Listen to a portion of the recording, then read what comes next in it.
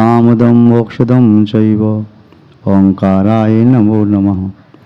अविरल शब्द घनौघा प्रक्षालित सकल भूतलमल कलंकः मुनिविरपाशित तीर्था सरस्वती हरतनो दुरितान् अज्ञानतिमिरान्धानां ज्ञानाञ्जनशलाकया चक्षुरुन्मीलितं येन तस्मै श्रीगुरुवे नमः। श्री परम गुरुवे नमः। श्री परम्पराचार्य गुरुवे नमः।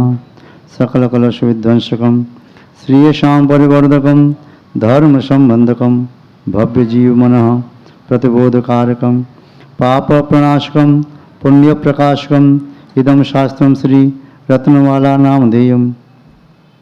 अस्य मूलग्रंथकर्तारः श्री सर्वज्ञदेवाः तदुत्तरग्रंथकर्तारः श्री गणधरदेवाः प्रतिगणधरदेवाः तेषां वचनानुसार मासाद्य श्री शिवकोटि आचार्य विरचितं श्रोतारः सावधानतया श्रवन्तु। मंगलम भगवान वीरो मंगलम गौतमो गणी मंगलम कुंदकुंदाद्यो जैन धर्मोस्तु मंगलम। सर्वमंगल मांगल्यम सर्वकल्याणकारकं प्रधानं सर्वधर्माणां जैनं जयतु शासनं जैनं जयतु शासनं जैनं जयतु शासनं। सर्वज्ञं सर्वभागीशं वीरं आर्मदापहं प्रणमामि महामोह शान्तये मुक्तताप्तये। णमो अरिहन्ताणं णमो सिद्धाणं णमो आयर्याणं णमो अज्जायाणं णमो लोई सवशाहुणं। जय बोलिए त्रिकालवर्ती त्रैलोक पूज्य विश्वाराध्य पंच परमेष्ठी भगवान की, अनंतानंत सिद्ध परमेष्ठी भगवान की, वर्तमान शासन श्री वर्धमान महावीर भगवान की, परम पूज्य आचार्य भगवान श्री शिवकोटि मुनि महाराज की, परम पूज्य चालित चक्रवर्ती आचार्य श्री शांत सागर जी मुनि महाराज की, परम पूज्य सिद्धांत चक्रवर्ती आचार्य गुरुदेव श्री विद्यानंद जी मुनि महाराज की, श्रीमद जैन धर्म की। जैनम जयतु शासनम विश्व कल्याण कारकम। उपस्थित पुण्यात्मा महानुभाव, विश्व में एक जैन शासन ऐसा शासन है जिसकी मंगलमय छत्र छाया में आने वाला प्रत्येक भव्य जीव अपनी आत्मा का कल्याण कर सकता है। हम और आप सभी शुद्ध अंतःकरण से भावना भाते हैं। ये जन शासन सुचिर काल तक सदा जयवंत और जीवंत रहे। धर्म स्नेही सत श्रद्धालु, यहाँ पर उपस्थित आप सभी भव्यवर पुंडरीक पुण्यात्मा महानुभाव, आचार्य भगवान शिवकोटि मुनिराय द्वारा रचित ये रत्नमाला ग्रंथ की वाचना यहाँ चल रही है। रत्नमाला वास्तव में रत्नों की माला की तरह से है। जैसे माला में मोती होते हैं, या माला सूत की, या माला लकड़ी की, या रत्नों की भी होती है, किंतु वे रत्न तो पौद्गलिक रत्न हैं, पाषाण खंड हैं। इन कारिकाओं में जो भाव भरा हुआ है, श्रावक के धर्म का उपदेश दिया है, किस प्रकार श्रावक भी अपनी आत्मा का कल्याण कर सकता है। किंतु श्रावक श्रावक बने, बिना श्रावक बने श्रावक धर्म का पालन नहीं होता और फिर उस धर्म का फल प्राप्त नहीं होता। आचार्यों ने लिखा है, जो श्रावक धर्म का पालन करता है वह प्रथम स्वर्ग से लेकर के 16वें स्वर्ग तक की अवस्था को प्राप्त करता है। यदि ये श्रावक धर्म का पालन नहीं करता है, सदग्रस्त है, तो वह भी सुगति को प्राप्त कर सकता है। किंतु जो सदग्रस्त भी नहीं है तो फिर वह किसी भी गति में जा सकता है, नरक गति में भी, त्रिंश गति में भी, कुमानुष्योनि में भी और देव दुर्गति में भी। तो यहाँ पर श्रावक धर्म के बारे में बता रहे हैं। धर्म का प्रारंभ होता है सम्यक दर्शन से, और सम्यक दर्शन के मुख्य आयाम हैं देव शास्त्र गुरु। इनके ऊपर यथार्थ और अटल श्रद्धा होना संभव दर्शन कहलाता है। इस परिभाषा को सभी आचार्यों ने स्वीकार किया, क्योंकि इस परिभाषा के बिना अन्य जो कोई भी परिभाषा संभव दर्शन की बनाएंगे वह परिभाषा घटित नहीं हो सकती। जिन सुत मुनि, जिन यानी जिंद भगवान, सुत मानी आगमवाणी शास्त्र और मुनि मानी यथाजा दिगंबर साधु, इन पर जिसका समर्पण, श्रद्धा, निष्ठा, रुचि, भक्ति विनय का भाव नहीं है तो समझो अभी उसकी धर्म के प्रति अरुचि है। और जिसकी धर्म के प्रति रुचि होगी, आत्म कल्याण के प्रति रुचि होगी, तो भगवान के पास अवश्य आएगा। रोकोगे तब भी आएगा, बंधन में डाल दो तब भी वो शरीर से भले ही नहीं आ पा रहा, किंतु मन भगवान के चरणों में रहेगा। जो नित्य भगवान के दर्शन करते हैं, अभिषेक पूजन करते हैं, कदाचित कोई लंबी यात्रा पर जा रही हो, भगवान के दर्शन न मिले, अभिषेक पूजन न मिले, तो बड़ी दुखी होते हैं और मन से भगवान का ध्यान लगाते हैं, भाव पूजन करते हैं, दर्शन करते हैं, क्योंकि उन्हें भगवान के दर्शन किए बिना चैन नहीं पड़ती। भगवान का अभिषेक पूजन किए बिना चैन नहीं पड़ती। वे भोजन भी नहीं करते, और करते हैं तो भोजन अरुचिकर लगता है। उनका मानना है बिना भजन के भोजन कैसा, भगवान के भजन के बिना भोजन कैसा। जो भगवान का भजन किए बिना भोजन करता है उसका वह भोजन भोजन नहीं विष बन जाता है। आचार्य सोमदेव सूरी ने कहा, जो मुनि महाराज को आहार दिए बिना आहार करता है वह आहार नहीं करता, सप्तम नरक के अंधकार का भक्षण करता है। तो ऐसे ही जो जिंद भगवान की पूजन किए बिना भोजन करता है, भोजन कहाँ करता है? विषयों का सेवन करता है, और विषयों का सेवन करने वाला व्यक्ति नरक के दुखों को भोगता है। विषयों में आकंठ डूबा हुआ व्यक्ति अन्य भी किसी दुर्गति त्रंच गति को प्राप्त कर सकता है। इसीलिए आचार्य महोदय करुणा बुद्धि से दयामय परिणामों के साथ श्रावकों को धर्म का उपदेश दे रहे हैं कि वे श्रावक अपना कल्याण कैसे करें। प्रातः काल से लेकर के संध्या काल तक, संध्या काल से लेकर के प्रातः काल तक मन से, वचन से, काय से निरंतर पाप का आसव चल रहा है।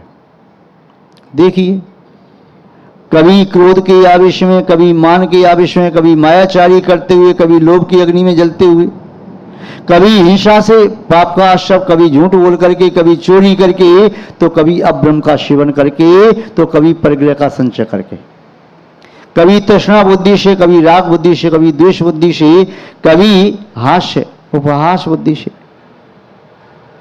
कभी किसी से गिलानी करके, कभी इष्ट वस्तु में आसक्त होकर के, कभी अनिष्ट कारण में द्वेष बुद्धि रख करके, किसी से बैर बांध करके, लघुजनों को देख करके अपने अहंकार का पोषण करते हुए, जो वस्तु आपको प्राप्त नहीं हो रही है, प्राप्त करने की तीव्र भावना है, तो उसे प्राप्त करने का इलीगल भी आप अपना लेते हैं, मायाचारी, उसे पाप का आश्रय चल रहा।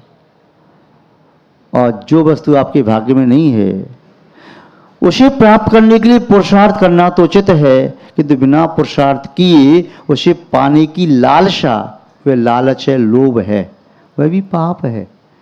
यदि आपके पास उतना पुण्य है तो वस्तु आपको स्वयं ही प्राप्त होगी, और पुण्य नहीं है तो लोभ करने से पाप का आश्रय होता है। इच्छा पाप की जननी है, अपेक्षा दुख की मां है। इसलिए सत्य कार्य करने का उपदेश दिया जैनाचार्यों ने, पुण्य कार्य करने का उपदेश दिया। भगवान जिनदेव ने जिन वाणी में श्रावक के लिए जो कर्तव्य कहे हैं, जो आवश्यक कार्य कहे हैं, उन्हें करना अत्यंत आवश्यक है। यदि भगवान की वाणी का अनुपालन नहीं किया जाता है तो श्रावक धर्म में स्थिर कैसे रहेगा? श्रावक धर्म में स्थिर तभी रह सकता है जब जिन भगवान की वाणी, भगवान की आज्ञा माने। भगवान की आज्ञा माने बिना तो आज्ञा संभव दृष्टि भी नहीं होता। आज्ञा संभव दृष्टि वही है जो भगवान की आज्ञा का पालन करे, और ये पहला सम्यक दर्शन है भगवान की आज्ञा का पालन करना। हमारे लिए भगवान ने क्या आज्ञा दी है, आचार्य के लिए क्या आज्ञा दी है, उपाध्याय के लिए क्या आज्ञा दी है, साधु के लिए क्या आज्ञा दी है, प्रथमाधारी श्रावक के लिए क्या आज्ञा दी है, अव्रती श्रावक के लिए क्या आज्ञा है, सदग्रस्त के लिए क्या आज्ञा है। भगवान जिन भगवान का शासन चल रहा है, महावीर स्वामी के शासन में हमारे लिए क्या आचार संहिता है, हमें कौन सी आचार संहिता का पालन करना है।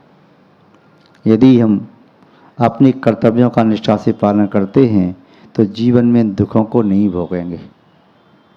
दुखों से मुक्त होकर के तात्कालिक सुख और अनंतर शाश्वत सुख को प्राप्त करने में समर्थ होंगे। तो श्रावक के व्रतों की यहाँ चर्चा कल चल रही थी कि श्रावक के 5 अनुव्रत होते हैं, 3 गुणव्रत होते हैं, 4 शिक्षा व्रत होते हैं। अणु का अर्थ होता है अनुमानी छोटा, और महा का अर्थ होता है बड़ा। तो साधुओं के पास क्या होते हैं, महाव्रत। क्या होते हैं, बड़े बड़े व्रत होते हैं, और श्रावक के पास अणु छोटे से होते हैं। यूं कहें मुनि महाराज के पास तो पूरा क्षीर सागर है, और श्रावक के पास गंगा जल की 4 बूंदें। क्षीर सागर कह देंगे तो महाव्रत कहां से आ जाएगा। तो महाव्रत की जाति अलग है, अणुव्रत की जाति अलग है। तो वह श्रावक अपनी शक्ति के अनुसार अणुव्रतों का पालन करता है। यदि समग्र पापों का त्याग नहीं किया जा सकता तो स्थूल पापों का त्याग तो किया जा सकता है। जैसे संकल्प पूर्वक किसी जीव की हत्या नहीं करना, किसी को नहीं मारना, असत्य नहीं बोलना, कभी धर्म रक्षा का विकल्प है तो वह परिस्थिति पर अलग है, या अन्य प्रकार से कोई ऐसी स्थिति है जहां सत्य बोलने से धर्म का घात हो रहा हो, किसी व्यक्ति के प्राण जा रही हो, तो वहां पर श्रावक के लिए झूठ बोलना भी स्वीकार है। किंतु सामान्यतः झूठ नहीं बोल सकते। चोरी नहीं करना, अब्रह्म का सेवन नहीं करना, स्वदार संतोष व्रत या एक पत्नी व्रत या स्वभार्या व्रत या माता बहनें हैं तो सती यानी अपनी पति में संतुष्ट, ये श्रावक के व्रत हैं।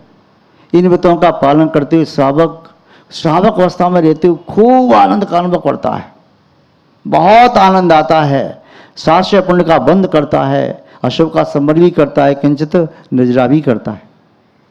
यही संस्कार उसके लिए मोक्ष के लिए कारण बन जाते हैं। ये 5 पाप क्या हैं, ये 5 पाप क्या हैं? ये 5 पाप आत्मा में दुखों को लाने की नालियां हैं। हिंसा चौरेभ्यो मैथुन सेवा प्रग्रह व्यायाम च पाप प्रणाली काव्य वृत्ति संगत चारित्रम। ये 5 नाली है। जैसे आपके घर का पानी नाली से बाहर निकल जाता है, नगर का पानी नाली से बाहर निकल जाता है, तो गंदगी जितनी है नाली के माध्यम से निकलती है, तो बाहर निकालना चाहिए। इन 5 पापों के माध्यम से गंदगी आत्मा में आती है। पाप प्रणाली ये प्रकृष्ट नालियां हैं जिनके माध्यम से चेतना में पाप का आशव होता है, दुखों का आशव होता है। जिन्होंने अपने जीवन में 5 नालियों को बंद कर दिया, इन नालियों से आने वाला मल, नालियों से आने वाली गंदगी, नालियों से आने वाला दुख, नालियों से आने वाली प्रतिकूलता को रोक दिया, तो उसके जीवन में दुख कहां से आएगा। आचार्य भगवान उमा स्वामी महाराज ने जहां 5 पापों का स्वरूप बताया, हिंसा, झूठ, चोरी, कुशल प्रकृति, सबकी परिभाषा दी, और लास्ट में क्या कहा, इन 5 पापों के कहने के उपरांत दुख मीव वाह, क्या कह दिया, दुख मीव वाह। ये 5 पाप कहो या दुख कहो, दोनों का अर्थ एक ही है, अलग अलग नहीं है। 5 पाप कहो या दुख कहो, दोनों का अर्थ एक ही है। जब बनता है तब कर्म कहलाता है, उदय में आता है तो जब फल देता है पाप, तो दुख कहलाता है। जैसे मील में जब आता है वह धागा आता है, और बाद में जब बन के जाता है तो कपड़ा कहलाता है। चीज तो वही है। किसी बड़े के पास जब आती है तो लकड़ी आती है, और जब जाती है तो उसके उपकरण बन जाते हैं लकड़ी के माध्यम से। किसी सुनार के पास आती सोने की शिल्ली आई और जाते तो आभूषण बन के जाते हैं। किसी मालाकार के पास आते हैं तो पुष्प आते हैं, जाती तो माला बन के जाती है, या मोती आते हैं और वह बना करके माला कर देता है। वही तो है। महिला के पास हाथ में आया आटा और जब जाता है तो रोटी बन के जाती है। चीज वही है, उसका रूप बदल गया। जब आप मनमानी प्रवृत्ति कर रहे हैं, मन की वचन की काई की, चारों कषायों में संलग्न है, क्रोध करके आनंद आ रहा है, अहंकार का पोषण करके आनंद आ रहा है, मायाचारी करके आनंद आ रहा है, या लोभ से आनंद आ रहा है, तो ये आनंद नरक का आमंत्रण पत्र है। जिसे हिंसा में आनंद आ रहा है, झूठ में, चोरी में, कुशील में आनंद आ रहा है, परग्रह के संरक्षण में आनंद आ रहा है, ये आनंद नरक में बुलाने की पीली चिट्ठी है। यानी जो हिंसा, झूठ, चोरी, कुशील, परग्रह में आनंद ले रही है, रौद्र ध्यान में मस्त हैं, संलग्न हैं, तो समझो उन्होंने नरक में जाने का आमंत्रण पर स्वीकार कर लिया। तो श्रावक रौद्र ध्यान से बचना चाहता है, आर्त ध्यान से बचना चाहता है, कषायों से बचना चाहता है, पंच इंद्रिय के विषयों में आसक्त नहीं होना चाहता। अपने मन को समझाता है, अरे इन पशुओं जैसी प्रवृत्ति करने से, विषयों में संलग्न होने से आज तो तुझे मिला क्या सिवाय दुख के। अब दुख नहीं चाहता है तो छोड़ दे इनको ही, और नहीं छोड़ेगा तो पुनः पुनः दुख प्राप्त होगा। कांटों की राह पर चलते हुए पैरों में कांटे लगते हैं तो कांटों की राह को छोड़ दे, और यदि कांटों की राह को नहीं छोड़ेगा तो पैरों में कांटे पुनः पुनः लगेंगे भी। तो श्रावकों के लिए आचार्य महोदय जो कल 5 अनुवत के नाम बताया था 5 अनुवत होते हैं, 4 शिक्षावत, 3 गुणवत होते हैं।